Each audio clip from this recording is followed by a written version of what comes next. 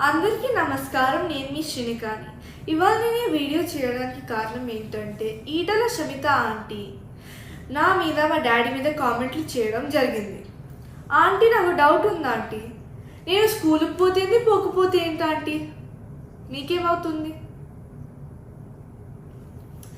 Aunty? మీరేమైనా fee కడుతున్నారా? మీరేమైనా ఎగ్జామ్ రాస్తున్నారా? మీరేమైనా ప్రిన్సిపలా? నేను పోయిన లీవ్ లెటర్ నా ప్రిన్సిపల్కి ఇచ్చా, ఆయన యాక్సెప్ట్ చేశారు. మా పేరెంట్స్కి ప్రాబ్లం లేదు, మీకేం ప్రాబ్లం వస్తుందా ఆంటీ? మళ్ళీ మీరు అన్నారు కదా, హుజరాబాద్ ప్రజలందరూ చాలా ఫీల్ అవుతున్నారు మామయ్య గారు పోటే లేదంటే.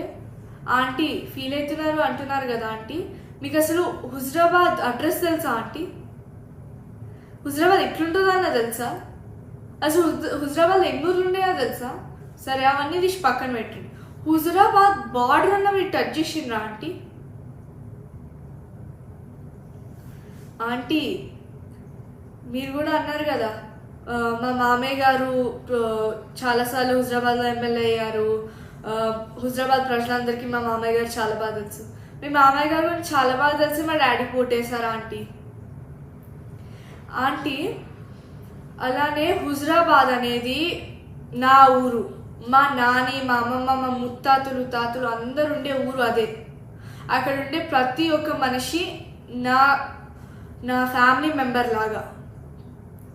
వాళ్ళే నా బలం, వాళ్ళే మమ్మల్ని కాపాడుతారు. ఆంటీ, మీరు హుజరాబాద్ ఓడిపోతే పోయి గజ్వేల్ చేస్తారు, గజ్వేల్ ఓడిపోతే ఇప్పుడు మల్కాజ్గిరిలో చేస్తున్నారు. ఏంటంటే జంపింగ్ జాక్ ప్రాసెస్ మేమైతే ఎప్పుడు చేయలేదు. మీ జంపింగ్ జాక్ ప్రాసెస్ నాకు అర్థం కావట్లేదు. మీరు అంత పవర్ లేకుండా ఉండలేకపోతున్నారా? అసలు ఎందుకంటే మీకు ఈ పవర్ 5 years ఉండలేకపోతుండగలుగుతున్నారంటే, మీరు ఇల్లీగల్గా తీసుకున్న ల్యాండ్స్ని కాపాడుకోవడానిక, మీరు ప్రజలకి వెళ్ళి దొంగతనం చేసిన ల్యాండ్స్ కాపాడుకోవడానిక, లేదంటే మీరు దేవుని దగ్గరికి వెళ్ళి దొంగతనం చేసిన ల్యాండ్స్ కాపాడుకోవడానిక? మీరు అన్నారు కదా ఆంటీ, మేము సాదుకుంటారా అని లైన్స్ వాడుకుంటూ క్యాంపెయిన్ చేయలేదని. మీకు గుర్తుందో లేదో ఆంటీ, కానీ క్రాన్బెర్రీ జ్యూస్ పాయిజన్ బాటిల్లో పట్టుకొని పోయి నేను తాగుతాను, మీరు నాకు ఓటు వేయకపోతే అని ఈటల రాజేందర్ తాతయ్య అన్నారా అనలేదా? అలానే తాలిబొట్టు ఉంచుతారా అని జమున అమ్మమ్మనే అనింది. అలానే లాస్ట్ మోస్ట్ ఫ్యాసినేటింగ్ పాయింట్ ఇదైతే, ఈటల రాజేందర్ తాతయ్య గారే చంపుకుంటారా సాదుకుంటారా అనే ట్రెండ్ స్టార్ట్ చేసిండు.